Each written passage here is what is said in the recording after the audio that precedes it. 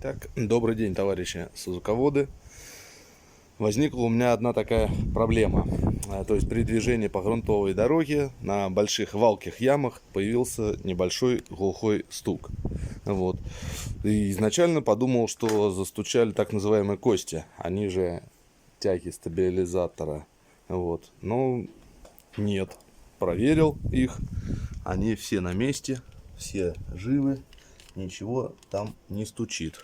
Шаровая опора тоже оказалась на месте. Ну и проверка завершилась тем, что обнаружил я, что стучат втулки этой самой тяги стабилизатора. Сейчас я вам их покажу. Вот она, резиновая, вот такая вот штука. Вот, и тяга в ней ходит и глухо стучит. Знаете, как по какому-то пластмассовому ведру стук происходит. Поэтому, если у кого так, обратите внимание. И сейчас я постараюсь показать вам, как все это лечится. Соответственно, изначально нам нужно поддомкратить машину, сорвать болты, додомкратить ее еще выше, снять колесо, и тогда мы уже доберемся до скобы данной втулки. Итак, болты я уже сорвал. Значит, сейчас мы поднимем автомобиль.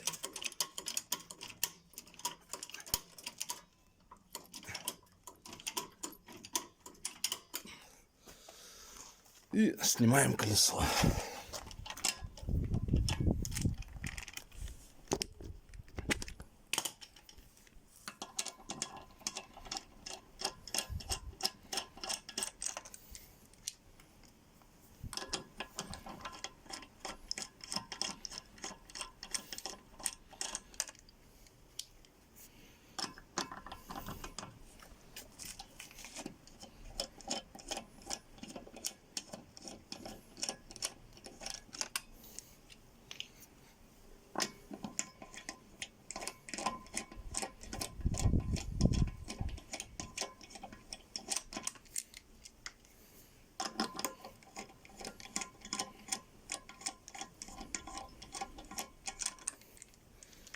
Значит, колесо насымаем. Ну и, соответственно, не оставляем себя без страховки. И колесо кладем вот так, чтобы, если вдруг домкрат машины, там что-то с нее сорвется, вы не повредились и не получили никакие повреждения. Вот, теперь мы, соответственно, видим нашу втулку.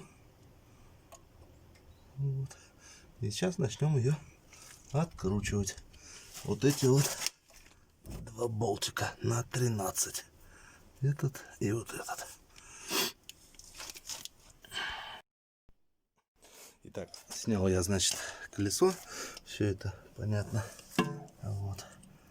Но вот сюда вот подлезть, отсюда, к этим вот гайкам, никакими особо способами не получается.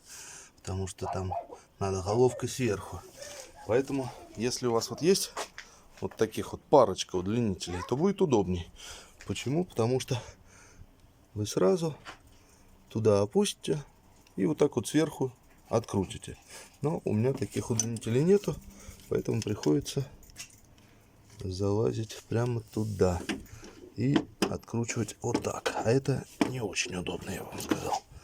В принципе, Suzuki это такой автомобиль, что здесь все не очень удобно. Кто менял масляный датчик, тот знает, что надо руку в 4 местах сломать, чтобы туда просто подлезть. Да. Вот как-то так по одному щелчочку мы откручиваем эти гайки. Болты, точнее, там. Вот был бы второй удлинитель, было бы все, ну, гораздо проще. А так вот, как-то так. Итак, открутил я эти болты. Сейчас вот надо снять, получается, скобу саму. Она на резиночке такая плотно сидит.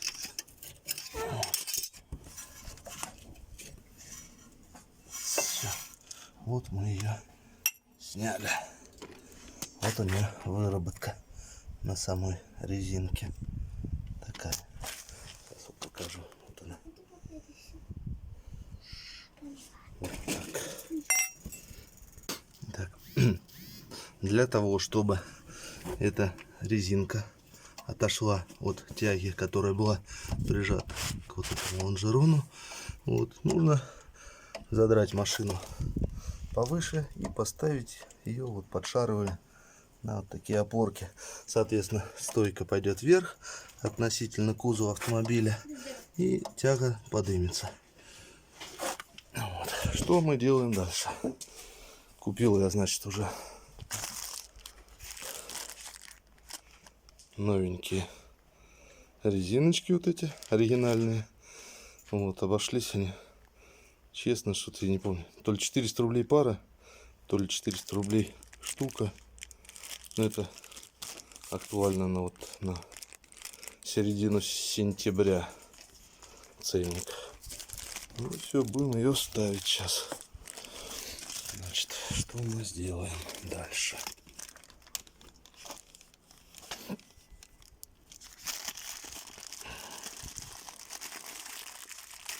Раскупориваем. И не забываем, что вот этой вот частью, которая открывается, мы ставим вперед. Почему? Потому что когда по ямам машина идет, подвеска играет, тяга эта играет вот в эту сторону. Поэтому вот это по факту слабое звено. Если вы поменяете ее и поставите вот этой частью назад, то она очень быстро износится. Ну что, ставлю. Значит, чтобы тяга вот это у нас опустилась, и мы могли легко скобу прикрутить, мы убираем из-под шаровой опоры все это дело и отпускаем домкрат, чтобы машина у нас присела на кузов и высвободилось колесо.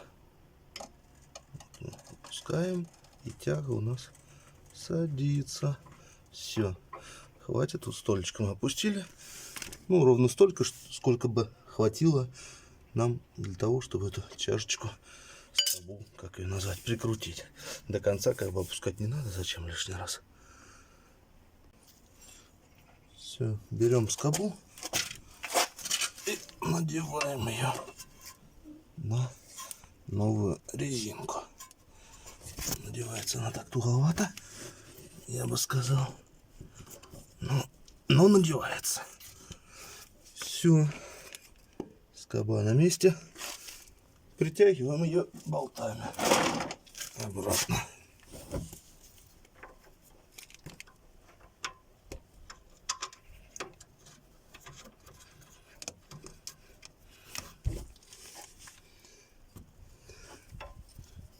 Так, ну этот болт полезу.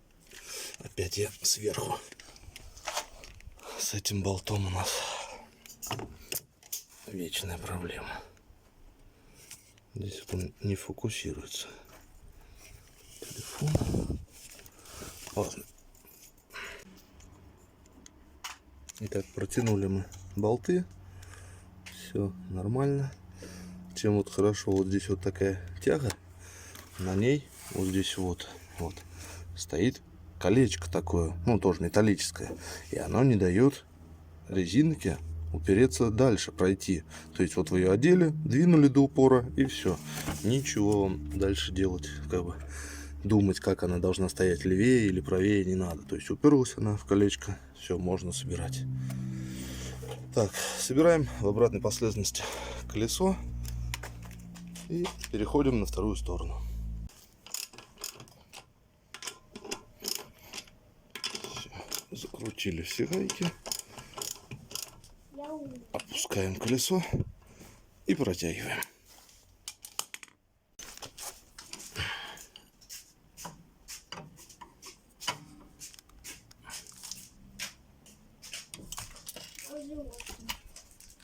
Угу.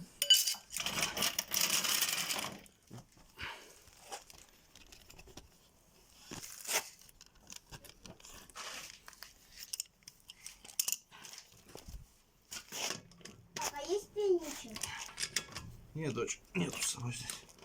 Он там дома. Да.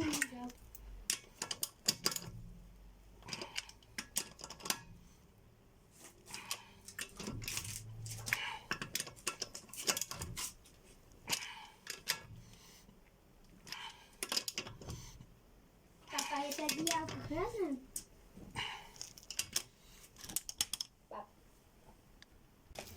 Итак, срываем болты.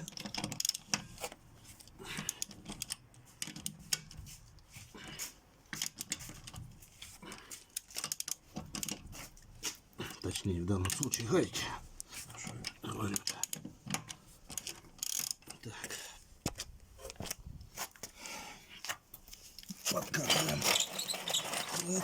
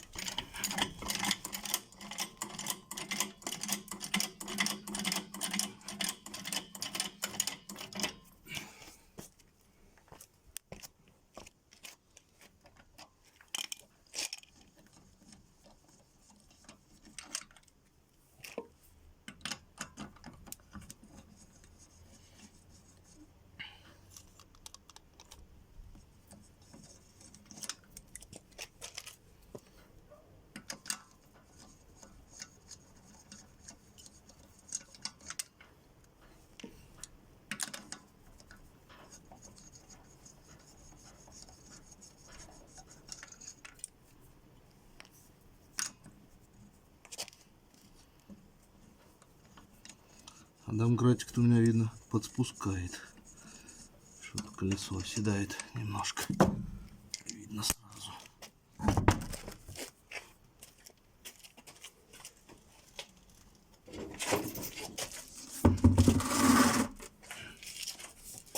Колесо под порог.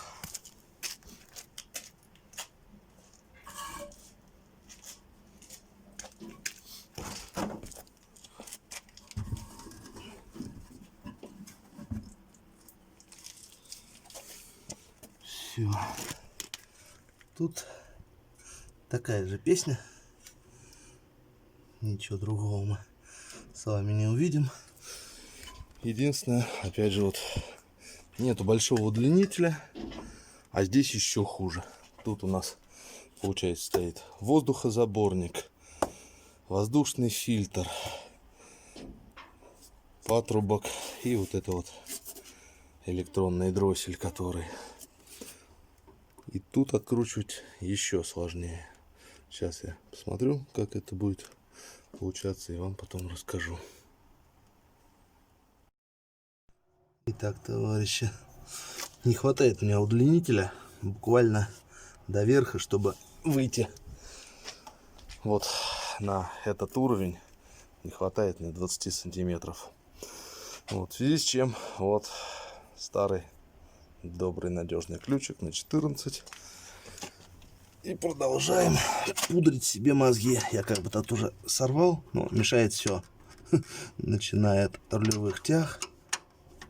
Вот такими ловкими движениями.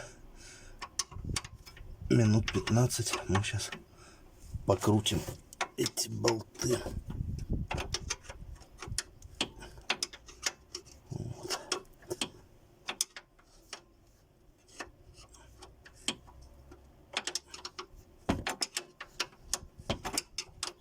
Все это открутим и поставим новую резинку.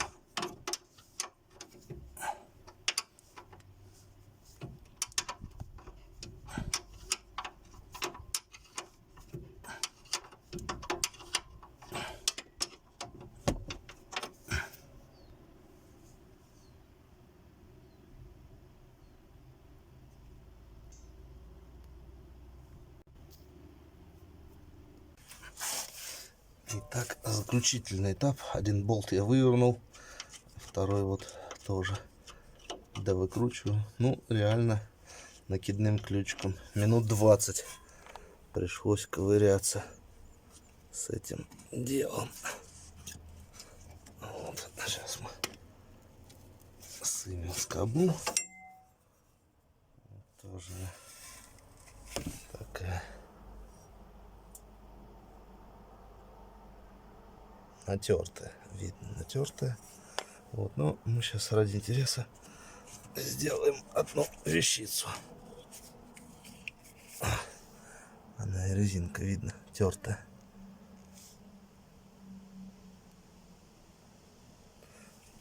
Вот. Мы сейчас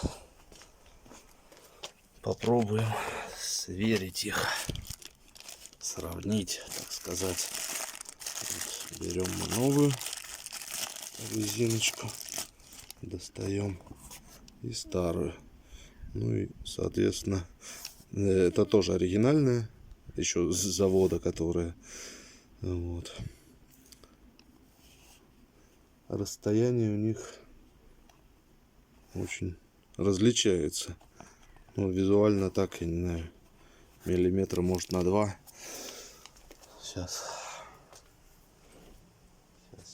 мы возьмем вот рулеточку. Просто вот так вот прикинем. Давай под десяточки, чтобы нам было виднее. Значит, у оригинальной получается 2,5 сантиметра, 25 миллиметров. А у этого уже 28. Ну да, 3 миллиметра. Вот. Разница. Ну и, соответственно, вот оттуда и этот глухой стук. Устанавливаю новую. Вот. У машины 148 тысяч пробег. И это реально первая замена вот этих вот втулок. Как их звать-то? Стойки. Не стойки. Тяги стабилизатора. И вот. Все. До упора ее прям вот так вот впихнули. Все. Никуда она там уже не девается. Все. Ставим назад скобу. И собираем. Но, товарищи, реально подготовьтесь. Значит, вот мой удлинитель из двух я собрал. Сколько здесь выходит? Сантиметров 35. Берите еще, чтобы 20 у вас было. И вот если у вас будет удлинитель 55-60 сантиметров, то вы не будете муздыкаться так, как я.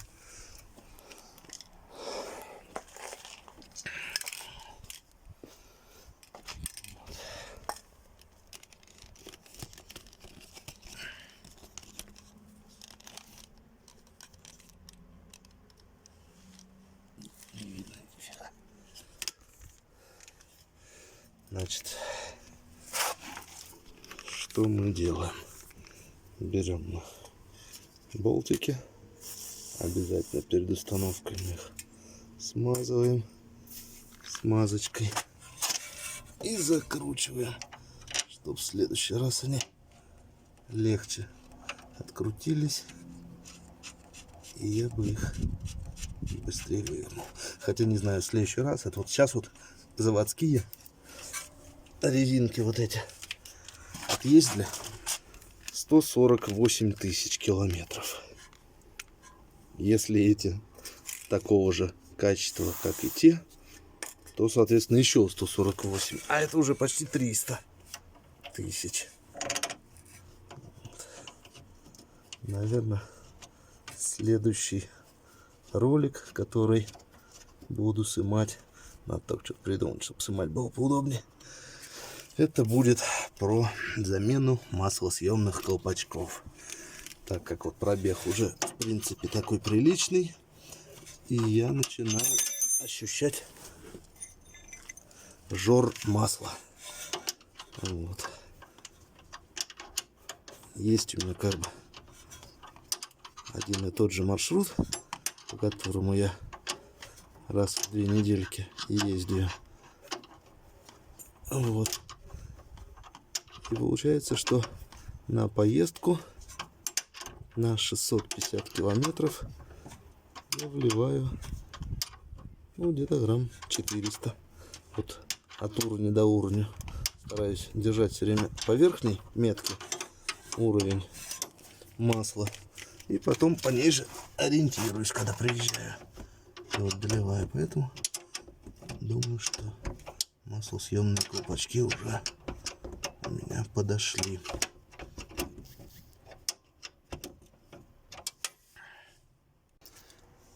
Ну, все, товарищи, затянул я болты обратно.